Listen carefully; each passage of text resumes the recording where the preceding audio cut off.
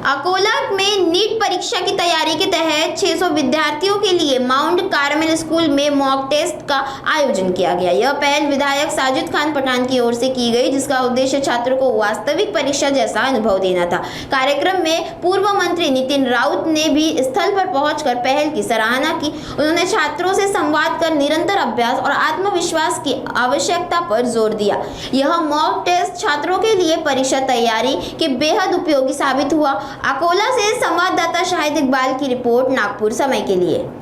मी अकोला शहरामध्ये बरेच दिवसानंतर या ठिकाणी आलो आहे आणि आज अकोल्याचे आमदार आदरणीय साजिद पठाण साहेबांनी या माउंट कार्मेल शाळेमध्ये जे मॉक ट्रायल नीट 2026ची परीक्षा याचं त्यांच्याच नियमांतर्गत जे आयोजन केलं हे पूर्ण देशामध्ये आणि राज्यात कुठेही झालं असेल असं मला वाटत नाही। आणि त्यांनी हे जे हा जो टप्पा या ठिकाणी गाठला आणि जे विद्यार्थ्यांसाठी जे आपण करू शकतो ते दाखवून दिलं ते निश्चितच कौतुकास्पद आहे। त्यामुळे त्यांचं कितीही कौतुक केलं तरी कमी आहे। हे युग आर्टिफिशियल इंटेलिजन्सचं युग आहे, हे युग डिजिटलचं युग आहे आणि या युगामध्ये स्पर्धात्मक परीक्षांना अत्यंत महत्त्व असतं आणि एखाद्या विद्यार्थ्याला तरुणाला जर त्याच्या आयुष्यामध्ये आणि शैक्षणिक जीवनामध्ये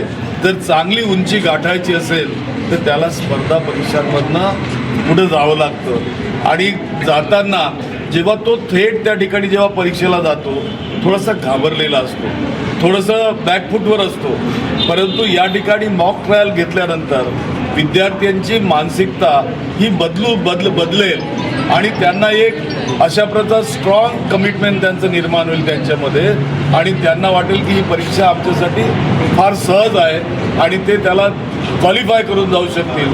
त्यामुळं हे जे योगदान साजिद पठाण आणि त्यांच्या टीमने या ठिकाणी केलेलं आहे हे निश्चित रूपाने येणाऱ्या या पिढीसाठी आणि खास करून या ठिकाणी national students union of India NSUI ही काँग्रेस पक्षाची विद्यार्थ्यांची संघटना यांनी त्यासाठी पाठबळ उभं केलेलं आहे। हे मला नाही वाटत की देशामध्ये कोणीही केलं असेल, याचं निश्चितच स्वागत केलं पाहिजे आणि याला इतरांनी सुद्धा फॉलो केलं पाहिजे असं मला वाटतं।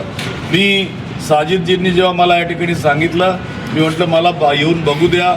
मी बघितलं आणि मला वाटतं की मी सुद्धा माझ्या मतदारसंघात अशाच प्रकारचं करावं जेणेकरून नवीन पिढीला एक संसाधन या ठिकाणी निर्माण होईल।